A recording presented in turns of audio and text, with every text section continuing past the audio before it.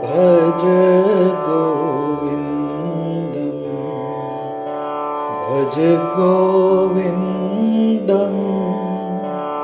गोविन्दं भज मूढमते।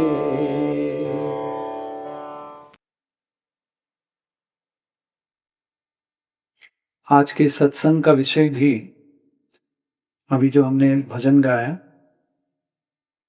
उसी से मिलता जुलता है। आज सत्संग का विषय है भज गोविंदम। भज गोविंदम आदि शंकराचार्य ने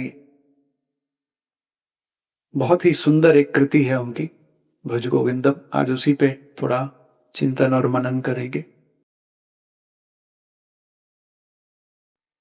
भज गोविंदम लगभग 31 श्लोक बताए जाते हैं इसमें, और इन 31 श्लोकों में आदि शंकराचार्य ने स्वयं पहले के जो 12 श्लोक हैं वो स्वयं उन्हीं ने कहे हैं, ऐसी मान्यता है। और जो बाद के 14 श्लोक हैं वो उनके शिष्यों के द्वारा कहे गए। जब आदि शंकराचार्य ने पहले के 12 श्लोक कहे तो उससे प्रेरित होकर उनके शिष्यों ने बाद के 14 श्लोक कहे, और अंत में 4 और श्लोक हैं जो माना जाता है कि आदि शंकराचार्य ने स्वयं कहे।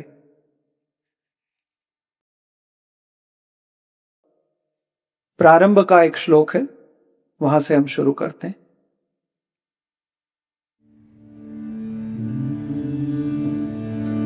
भज गोविन्दम् भज गोविन्दम् गोविन्दं भज मूढमते। मेरे साथ आप भी गाइए। भज गोविन्दम् भज गोविन्दम् गोविन्दं भज मूढमते।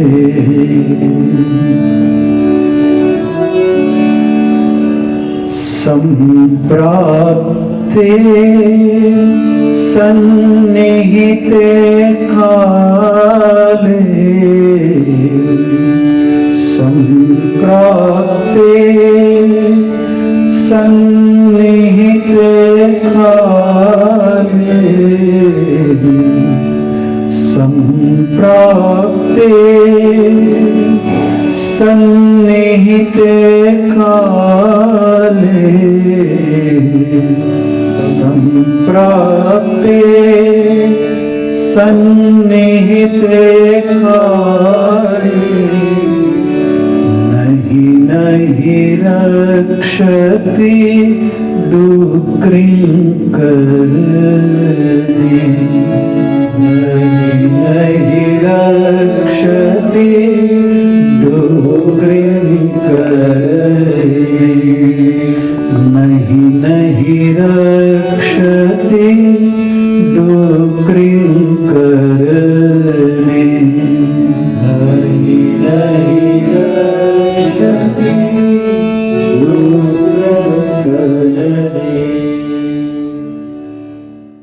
ये उसका पहला श्लोक है। आज इसी पे थोड़ा चिंतन मनन करते हैं।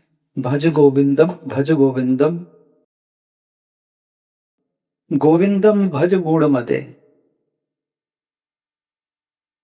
संप्राप्ते सन्निहिते काले नहीं नहीं रक्षति डुक्रीं करणे।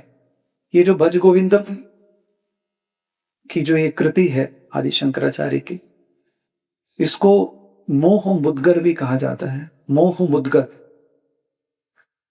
अर्थात जो मोह पर प्रहार करे। मोह हम सब जानते हैं, लेकिन उस शब्द को अलग अलग संदर्भों में अलग अलग प्रकार से उसका प्रयोग होता है। इसलिए मोह को समझना भी बहुत आवश्यक है कि मोह है क्या, डिल्यूजन क्या है, और उस पर जो प्रहार है वो है ये भज गोविंदम। मोह मुदगर इसे कहा जाता है। मुदगर का अर्थ होता है जैसे गदा, जैसे हनुमान जी की गदा है ना जो वो हाथ में लेते हैं, उस गदा का प्रहार मान लीजिए मोह पर। या फिर जो हथौड़ा होता है, हैमर, उसे भी मुदगर कहा जाता है। तो इस कृति के द्वारा आदि शंकराचार्य मानव जाति के, समस्त मानव जाति के मोह पर प्रहार कर रहे हैं, और बड़े सौम्य रूप से, बड़े प्रेम से। वो जैसे कहते हैं ना, जोर का झटका धीरे से, वैसा। तो वो बहुत प्रेम से प्रहार कर रहे हैं, लेकिन जबरदस्त प्रहार कर रहे हैं। और वो पूरी मानव जाति के लिए एक वरदान का रूप है ये भज गोविंदम। क्योंकि जो समाज में चल रहा है, जो मानव की दशा है, उसी को इस पूरे कृति में उसी को बताया गया है। उसी को उदाहरण लेके आदि शंकराचार्य हमें जगाने का प्रयास कर रहे हैं। तो आज ये पहला जो इसका श्लोक है, हर श्लोक कहने के बाद इस पहले श्लोक को दोहराया जाता है, भज गोविंदम गोविंदम भज गौरमते।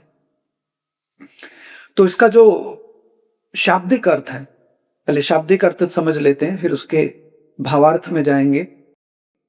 जो इसका शाब्दिक अर्थ है वो ऐसा है कि गोविंद को भजो, गोविंद को भजो हे मूढ़, गोविंद को भजो हे मूढ़ मति, जिसकी मति मूढ़ है। हम सबको बोल रहे हैं, लेकिन प्रेम से, हमारा उपहास करके नहीं, प्रेम से। और कह रहे हैं संप्राप्ते सन्निहिते काले, अर्थात जब मृत्यु तुम्हारे बिल्कुल सामने होगी, जब मृत्यु तुम्हारे द्वार पे होगी, नहीं नहीं रक्षति डुक्रिंग करने, उस समय व्याकरण का पाठ तुम्हें बचा नहीं पाएगा। जो इसका शाब्दिक अर्थ है, भावार्थ में अभी जाएंगे। जो संस्कृत व्याकरण, ये डुक्रिंग करने जो है, ये पाणिनि के अष्टाध्यायी जो व्याकरण है, संस्कृत का व्याकरण, ग्रामर, संस्कृत ग्रामर, उसी के धातु पाठ से लिया गया है। डुक्रिंग करने, ये कृ धातु जो है, जैसे कर्म, जब हम कहते हैं कर्म शब्द, तो हर शब्द संस्कृत में एक धातु से उत्पन्न होता है। उसका जो बीज है, इंग्लिश में भी रूट वर्ड कहते हैं हम उसे, रूट वर्ड। तो धातु जो है वो है कृ, कर्म की, कर्ता, कर्म। तो जो कृ धातु है, उसका धातु पाठ में डुक्रिंग, ऐसे डुक्रिन करने, डुक्रिन करने। वो जो डू है और न है वो उसका लोप हो जाता है, बाद में कृ रह जाता है। तो कृ का अर्थ है करने, करने की अर्थ में जिस धातु का प्रयोग हो उसे कृ धातु, और उसी कृ धातु से फिर कर्म, कर्ता इत्यादि शब्द बने।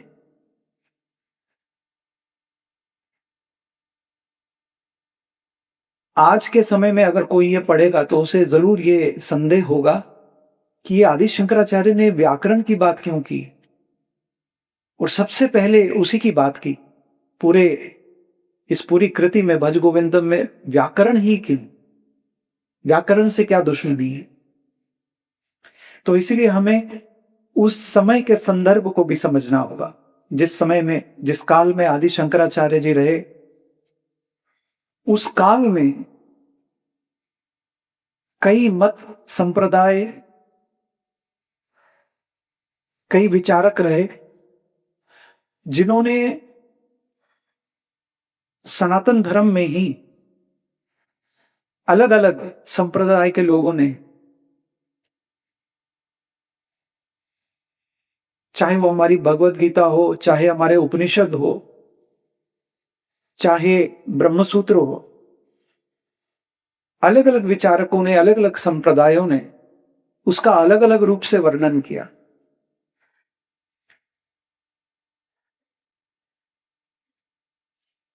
और अलग अलग रूप से वर्णन इसीलिए किया क्योंकि जो मूल ग्रंथ हैं वो संस्कृत में लिखे गए हैं।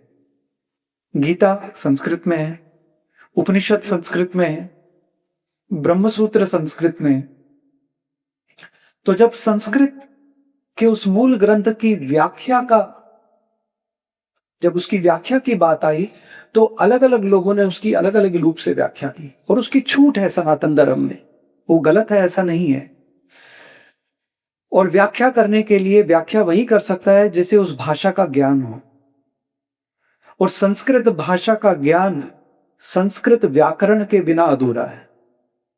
जिसको संस्कृत व्याकरण का ज्ञान नहीं होगा वो संस्कृत भाषा में लिखे किसी भी ग्रंथ को ठीक से समझ भी नहीं पाएगा, उसकी व्याख्या भी नहीं कर पाएगा।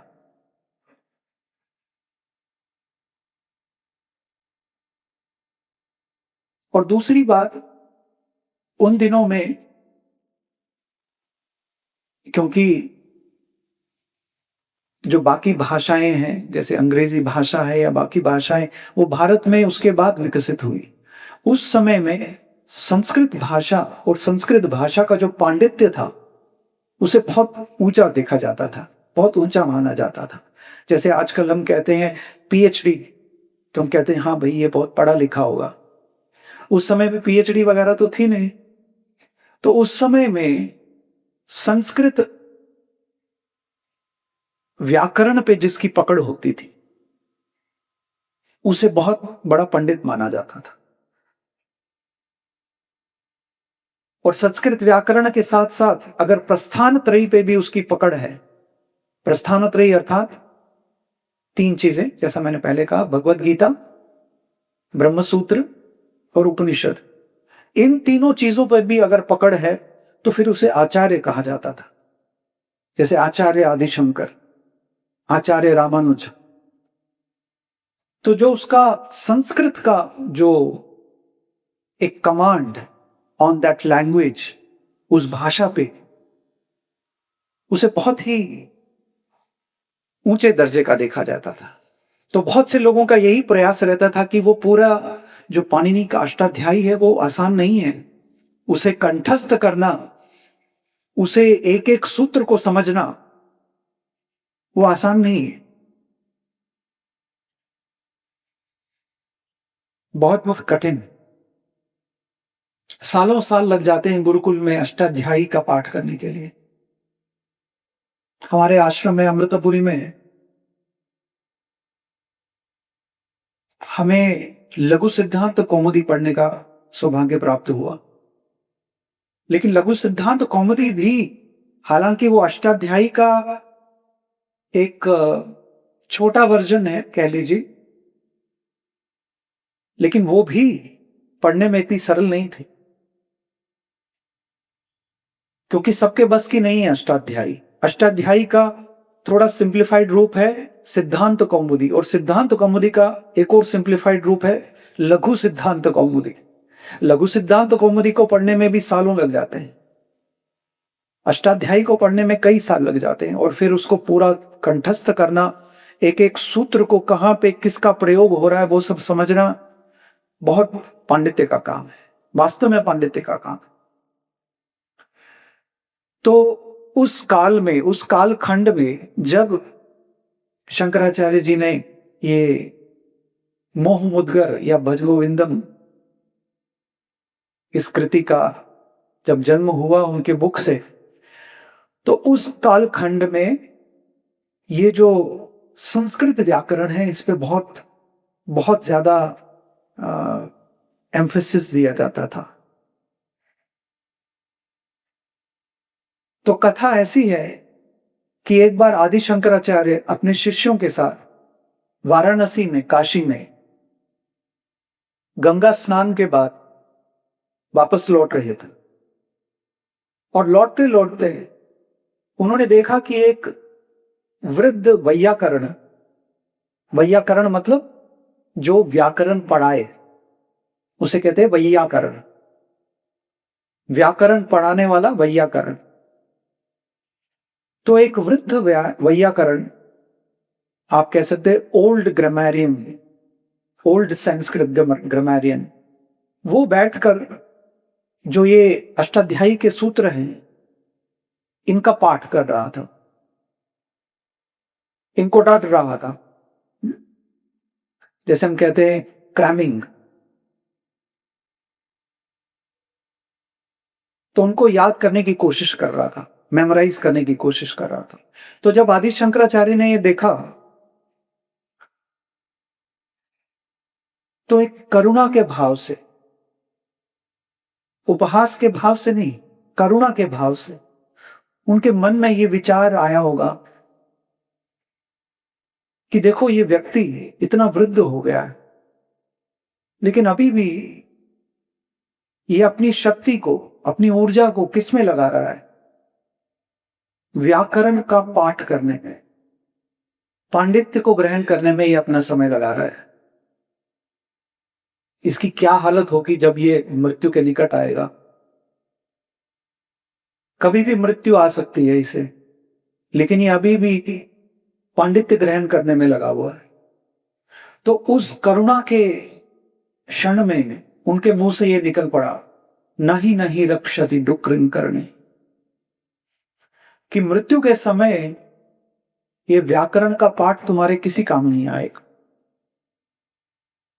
और फिर यही एक श्लोक के रूप में उन्होंने अपने शिष्यों से कहा। शिष्य उन्हीं के साथ थे उस समय, 14 शिष्य थे, 14। 14 शिष्यों को उन्होंने उस समय ये श्लोक कहा, और बाकी के 12 श्लोक भी।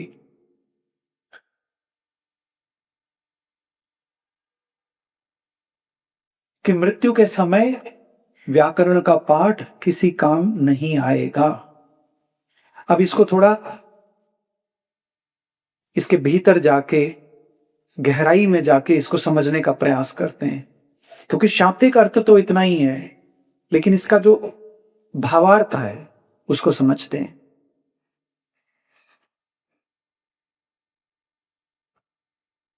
ये हम सब जानते हैं कि हम सबके जीवन में, हम सबके जीवन में, यहां जितने भी लोग बैठे हैं, हम सबके जीवन में, या जितने बाहर भी हैं, सबके जीवन में, पूरे विश्व में जितने भी मनुष्य हैं, मनुष्यों को छोड़ लीजिए, जितने भी जीव हैं, सबके जीवन में 2 घटनाएं अटल हैं, एक जन्म और एक मृत्यु, अटल दिन। बाकी कुछ हो ना हो, जन्म तो हुआ ही है, इसलिए यहां पे है, और मृत्यु भी निश्चित है। जैसे भगवत गीता में भगवान कृष्ण ने कहा, जातस्य ही ध्रुवो मृत्यु, जिसका जन्म हुआ उसकी मृत्यु अटल है। तो अपने शिष्यों से आदि शंकराचार्य यही कह रहे हैं कि बेटा ऐसा मत समझना कि तुम हमेशा के लिए जियोगे।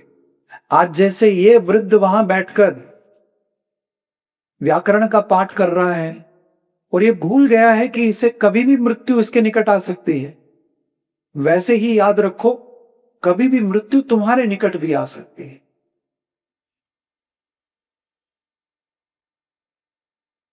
मैंने जैसा पहले कहा, ये एक हैमर है, एक हथौड़े की तरह है ये भज गोविंदम के श्लोक। थोड़े हार्ड भी है, लेकिन करुणा से भरे हैं, हमारे भले के लिए।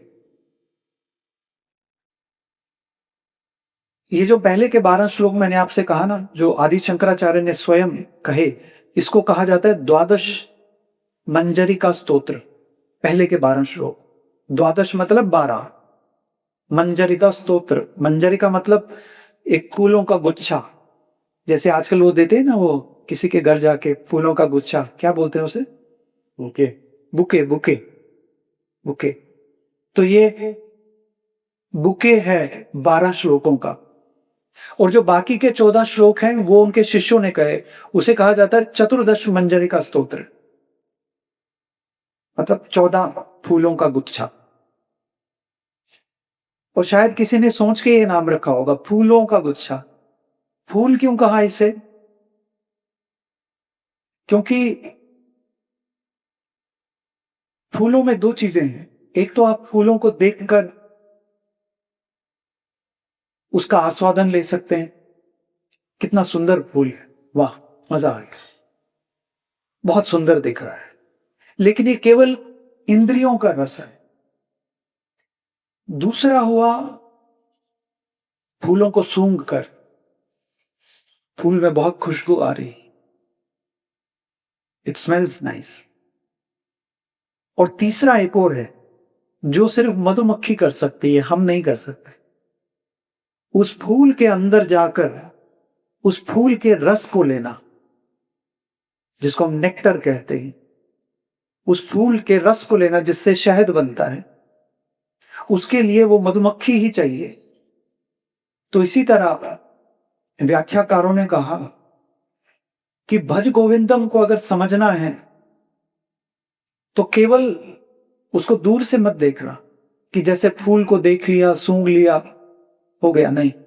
मधुमक्खी की तरह उसके अंदर घुस जाना, उसके रस को ले लेना, उसको निचोड़ो। तो शिष्य की भी यही परिभाषा है, जो मधुमक्खी की तरह हो वही शिष्य है, वही भज गोविंदम को पढ़ने का अधिकारी है, जो मधुमक्खी की तरह है इस मंजरिका को, इसका रस लेने के लिए। और उसके लिए सूक्ष्म बुद्धि आवश्यक है। सूक्ष्म बुद्धि के लिए क्या चाहिए? एक, अंतर्मुखी होना। जो व्यक्ति बाहिर्मुखी है, जिसकी पांचों इंद्रियां हमेशा बाहर के जगत को भोगने के लिए तत्पर रहती हैं, भूखी रहती हैं, इच्छुक रहती हैं कि मुझे कुछ ना कुछ भोगना है, या आंखों से या कानों से कुछ सुनना है, या कुछ देखना है, या कुछ स्वाद करना है, कोई स्पर्श करना है। हमारी पांचों इंद्रियों की जो भूख जिसे सताती है हमेशा, वो बहिर्मुखी है। लेकिन इस काव्य की गहराई में जाने के लिए और किसी भी शास्त्र की गहराई में जाने के लिए अंतर्मुखी होना बहुत आवश्यक है। नहीं तो हम केवल बाहर से ही जैसे फूल को देखकर सूंघकर फेंक देंगे। और दूसरा, अपनी इंद्रियों पर नियंत्रण। जिसका अपनी इंद्रियों पर नियंत्रण नहीं है, वो किसी भी शास्त्र को कभी भी आत्मसात नहीं कर पाए। इंद्रियों पर नियंत्रण ये बहुत आवश्यक है। कठोपनिषद में एक उदाहरण दिया जाता है कि इंद्रियों पे नियंत्रण कैसे हो। जैसे एक रथ संकल्प है उसमें कि आपकी 5 इंद्रियां 5 घोड़ों की तरह है। एक रथ पे जो 5 घोड़े हैं, और जो घोड़ों की लगाम है वो है आपका मन। मन और जो आपका सारथी है कृष्ण, वो है आपकी बुद्धि, इंटेलेक्ट। तो जिसने अपनी पांचों इंद्रियों को मन की लगाम से कस के रखा, बुद्धि का प्रयोग करके, बुद्धि मतलब यहां पर केवल आईक्यू वाली बुद्धि नहीं, विवेक बुद्धि, जो नित्य और अनित्य में भेद कर पाए, सूक्ष्म बुद्धि, विवेक बुद्धि, उसे कहा कि ऐसा होना चाहिए हमारा अपनी इंद्रियों पे नियंत्रण।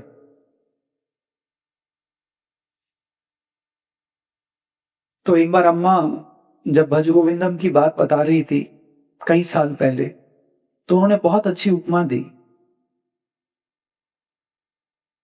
मैंने कहा कि कभी कभी घोड़ा नहीं मानता, सारथी कितना भी जोर लगा ले तो वो चाबुक चलाना पड़ता है। फिर हंटर चाबुक चलाना पड़ता है तो घोड़ा ठीक हो जाता है। तो वही चाबुक है ये भज गोविंदम। भज गोविंदम उस चाबुक की तरह है। लेकिन इंद्रियों पे नियंत्रण भी आवश्यक है, तब हम इस भज गोविंदम को और अच्छे से इसको आत्मसात कर पाएंगे। क्योंकि इसको केवल सुनना नहीं है, इसको मनन करना है, इस पे निधिध्यासन करना है, इसको अपने जीवन में उतारना है। तो आज भज गोविन्दं भज गोविन्दं गोविन्दं भज मूढमते